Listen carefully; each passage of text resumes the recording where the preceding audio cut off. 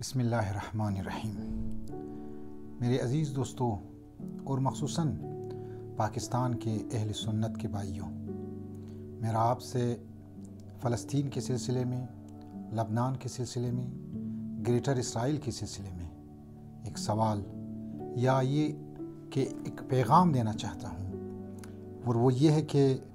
کیا آپ لوگوں نے تاریخ اسلام کا مطالعہ نہیں کیا ہے؟ کیا آپ نے اپنی ہی تاریخ کی کتابوں کا مطالعہ نہیں کیا ہے؟ کیا آپ نے تاریخ یعقوبی، کیا آپ نے صحیح مسلم، صحیح بخاری، یا یوں کہوں کیا آپ نے قرآن کی آیات کا بغور مطالعہ نہیں کیا ہے؟ کیا اپنی تفاسیر کی کتابوں کو آپ نے تحقیق کے ساتھ، ریسرچ کے ساتھ آپ نے ان کو انالائز نہیں کیا ہے؟ کیا واقعاً ابھی تک آپ لوگوں کے لیے یہ چیز پوشیدہ ہے کہ آپ یہود کو، آپ اسرائیل کو، مسلمانوں کا، امت مسلمہ کا ایک بڑا اور خطرناک دشمن نہیں سمجھتے ہوں؟ میرے عزیز بھائیوں، آج جبہہ حق اور جبہہ باطل دونوں ایک دوسرے کے سامنے برسر پیکار ہیں، لہٰذا وقت کی اہم ضرورت شیعہ سنی اتحاد میں ہے۔ وقت کی اہم ضرورت اختلافات کو بالائے طاق رکھ کر مشترکہ دشمن امریکہ اور اسرائیل اور ان کے جو اتحادی ہے، آیا ان کے خلاف قیام کرنے کا وقت آ نہیں پہنچا ہے؟ لہٰذا میرے عزیز دوستوں، پاکستان کے مسلمان بھائیوں، پاکستان کے عوام، میری آپ سے یہ گزارش ہے کہ آپ حالات پر کڑی نظر رکھیں۔ آپ افواہ، پروپیگنڈا، جو میڈیا وار کے جو پروپیگنڈا ہے، حتیٰ ہمارے یہی پاکستانی چینلز جو مطالب کو، جو حقائق کو مسخ کر کے پیش کرتے ہیں، ان سے ہٹ کر آپ تحقیق کریں، آپ حالات کو جاننے کی کوشش کریں، آپ دنیا کے حالات پر نظر رکھیں کہ فرنٹ لائن جو سیرت معصومین علیہ السلام ہیں، اور اس سے بھی بڑھ کر سیرت رسول خدا صلی اللہ علیہ وآلہ وسلم ہیں، اس پہ کون عمل پیرا ہے؟ آیا اسماعیل ہنیہ جنہوں نے اپنی جان کی بازی لگا کر اپنے آپ کو شہید کر کے یا اس درجہ شہادت پر فائز ہو کر، کیا اس کی زندگی کو آپ نے مطالعہ نہیں کیا ہے؟ کیا ان کی باتوں کو آپ نے سیریس نہیں لیا ہے ابھی تک؟ ایک چیز جو مسلم ہے وہ یہی ہے کہ فرنٹ لائن میں علی علیہ السلام کے پیروکار اور ان کے شیر میدان میں حاضر ہیں، اور اسلام کا جو سب سے بڑا دشمن، قرآن نے بھی اس کی تاکید کی ہے کئی آیات میں، رسول اللہ صلی اللہ علیہ وآلہ وسلم، ان کی سیرت مبارک، اور اسی طرح سے تاریخ اسلام میں اگر ہم جا کر دیکھیں تو دوسرے ہمارے ائمہ اطہار علیہ السلام، علماء، فقہاء، انہوں نے بار بار یہ تاکید کی ہے کہ اسلام کا سب سے بڑا دشمن وہ یہی یہودی اور آج اسرائیل ہے۔ میرے عزیز دوستوں اور اہل سنت کے بھائیوں، خصوصاً پاکستان میں آپ جا کر اپنی جو تاریخ کی کتابیں ہیں، جس طرح میں نے پہلے بھی عرض کی کہ ان کا آپ مطالعہ کریں، آپ ان پر ایک بغیر کسی تعصب کے اس پہ ایک تائرانہ نظر ڈالیں تو معلوم ہوگا کہ انہی آپ کی کتابوں میں یہ لکھا ہوا ہے کہ سلام بن ابی حقیق یہ کہتے ہیں کہ ایک یہودی تھا کہ ہم محمد سے حسد، اور یہی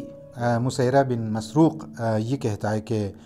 ساتھ ساتھ جو ہم لوگ حسد کرتے ہیں رسول اللہ صلی اللہ علیہ وآلہ وسلم سے، ساتھ ساتھ ہم ہماری جو آئندہ جو آنے والی زمان ہے یا مستقبل قریب بعید میں ہم رسول اللہ سے برسر پیکار ہوں گے۔ اور تاریخ میں ثبت ہے کہ رسول اللہ صلی اللہ علیہ وآلہ وسلم نے یہودیوں کے ساتھ جنگیں لڑی، بنی قریظہ، بنی قینقاع سے انہوں نے جنگیں لڑی، خیبر میں ان کو شکست دی، یعنی سیرت رسول خدا صلی اللہ علیہ وآلہ وسلم یہی تھی کہ وہ ان کہا کہ اسلام کا سب سے بڑا جو دشمن ہے وہ یہی یہودی ہے۔ قرآن میں بھی ثابت ہے. انشاءاللہ میں کسی وقت قرآن کی روح سے یہ بھی ثابت کروں گا کہ یہودیت اور نصارہ اور جو کفار ہے وہ مسلمانوں کے اور اسلام کے سخت ترین دشمنوں میں سے ہیں. لہٰذا ان مختصر آرائز کے بعد جو گراؤنڈ ریئلٹی ہے، جو حالات ہیں، وہ ہمیں یہی درس دیتی ہے کہ ہم اتحاد کے ساتھ، ہم اتفاق کے ساتھ جو ہمارے 90% مشترکات ہے اس پہ عمل پیرا ہو کر ہمیں میدان میں حاضر ہونا ہوگا. آپ دیکھیں یہی ملک عزیز پاکستان جنہوں نے اتنے مزائل بنائے، غوری مزائل بنائے، کبھی بھی انہوں نے جنگیں بھی نہیں لڑی انہوں نے. ان میزائلوں کو آپ انبار میں رکھ کر اس کا کیا کریں گے؟ رسول اللہ صلی اللہ علیہ وآلہ وسلم قیامت کے دن رسول اللہ کو کیا جواب دیں گے؟ محشر کے دن خدا کو کیا جواب دیں گے؟ آپ کے پاس میزائل تھی، ہمارے جنرلز خاموش بیٹھے ہیں. آپ یقین کریں جو تجزیہ، جو گریٹر اسرائیل کے جو اہداف تجزیے بیان ہو رہے ہیں وہ یہی ہے کہ لبنان کے بعد وہ یمن پہ حملہ کریں گے، اور اسی طرح سے ایران کے ساتھ بڑی جنگ ہوگی، پھر افغانستان میں ایک دوبارہ پھر جنگیں شروع ہوگی، پھر پاکستان بھی اس زد میں آئیں گے کہ یہاں پہ بھی جنگیں شروع ہوگی. حتیٰ سعودی عرب کے اوپر بھی ان کا ایک خاص نظر ہے کہ وہ خانہ خدا کو نعوذ باللہ مسمار کریں گے. اب جب ان اہداف کو یا ان شیطانی مقاصد کو جو یہ کلم کھلا ان کے بزرگ، ان کے علماء، یہ اسرائیل کے علماء بتاتے ہیں، تو واقعاً میرا آپ سے سوال یہی ہے، علماء سے یہ سوال ہے، علماء اہل سنت سے یہ سوال ہے کہ کیا وہ وقت نہیں پہنچا کہ آپ ان کے خلاف جہاد کا اعلان کریں؟ طارق جمیل جیسے افراد جو اپنے آپ کو مفتی کہتے ہیں، انجینئر مرزا جو اپنے آپ کو مفتی کہتے ہیں، جو اگر کوئی پاکستان میں توہین رسالت کرے تو بغیر کسی ان کو یعنی عدالت میں حاضر ہو کے ان کو قتل کر دیا جاتا ہے. یعنی اتنی شدید محبت ہے رسول اللہ صلی اللہ علیہ وآلہ وسلم سے. لیکن ہمارے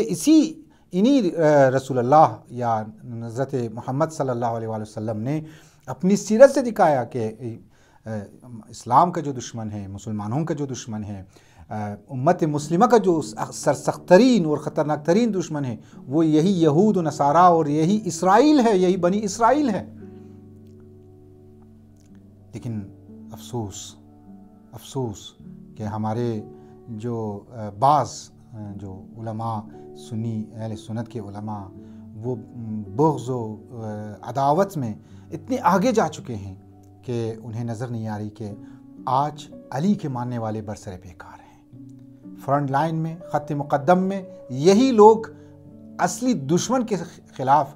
اپنی جانوں کا نذرانہ پیش کر رہے ہیں، اپنے آپ کو قربان کر رہے ہیں. اسی حزب اللہ نے غزہ کی خاطر کہ وہاں پہ تقریباً 41,000 افراد، طفل معصوم، چھوٹے بڑے، خواتین شہید ہوئے تاکہ ان کے اوپر زیادہ بوجھ نہ آئے. جنگ کو انہوں نے منتقل کی جنوبی لبنان کی طرف، اور وہاں پہ ہمارے جو قائد محترم تھے، جو ہمارے رہنما تھے، جو ہمارے پیشوا تھے، علامہ حسن نصر اللہ، انہوں نے اپنے جان کی بازی بھی لگا کر انہوں نے اس مشکل وقت کو اپنے اوپر انہوں نے ڈالا، اور اپنے جوانوں کو انہوں نے قربان کیا، اپنے بہترین کمانڈروں کو انہوں نے قربان کیا. کس کے لیے؟ غزہ کے لیے، فلسطین کے لیے، اور اس ظالم غاصب اسرائیل کے راستے کو روکنے کے لیے انہوں نے قربانی دی. لہٰذا بیدار ہونے کی ضرورت ہے، بصیرت کی ضرورت ہے، ہوشیاری کی ضرورت ہے. جیسے جیسے اللہ یاری یا جو بعض مفتی حضرات ہوتے ہیں، ملا زادہ افراد ہوتے ہیں، جو سوشل میڈیا میں اختلافی مسائل کو جو توہین آمیز انداز میں جو مناظرہ کرتے ہیں اور بغض و عداوت کو زیادہ کرتے ہیں مسلمانوں کے اندر، آپ یقین کریں کہ یہ امریکہ، اسرائیل، انگلینڈ اور مغربی ممالک کے یہ پٹھو ہوتے ہیں، یہ آلائی کار ہے. یہ مسلمانوں میں اختلافات زیادہ کرنا چاہتے ہیں تاکہ جو ان کے اصلی اہداف ہیں ان سے توجہ ان چھوٹے چھوٹے مسائل پہ مرکوز رہے اور وہ اپنے شیطانی اہداف تک پہنچ سکیں. امید کرتا ہوں کہ آپ لوگ بیدار ہوں گے، امید کرتا ہوں کہ آپ لوگ بصیرت کے ساتھ میدان میں حاضر ہوں گے. والسلام علیکم ورحمۃ اللہ وبرکاتہ.